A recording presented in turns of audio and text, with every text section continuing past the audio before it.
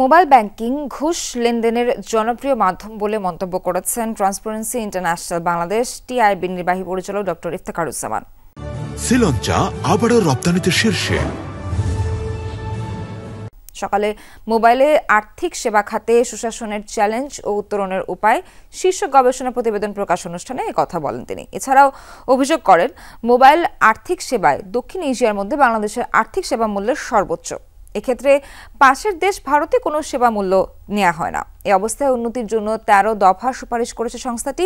Mobile banking খাতের জন্য স্বতন্ত্র আইন তৈরির প্রতি জোর প্রদান করা হয় সুপারিশে। সমন্বিত তথ্য ভান্ডার তৈরি, হটলাইন নম্বরকে টোল ফ্রি করা সহ বিভিন্ন দফা যুক্ত করা হয় সুপারিশমালায়। এছাড়াও ঘুষ লেনদেন বন্ধে আয়কর রিটার্নে মোবাইল ব্যাংকিং নাম্বার দেওয়ার সুপারিশ করেছে ট্রান্সপারেন্সি ইন্টারন্যাশনাল বাংলাদেশ টিআইবি।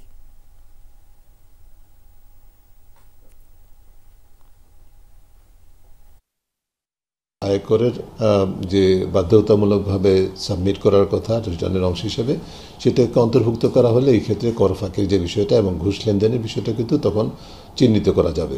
ঘুষ লেনদেনটাতে হচ্ছে যেটা বৈধ আয়ের সাথে অসামঞ্জস্যপূর্ণ লেনদেন।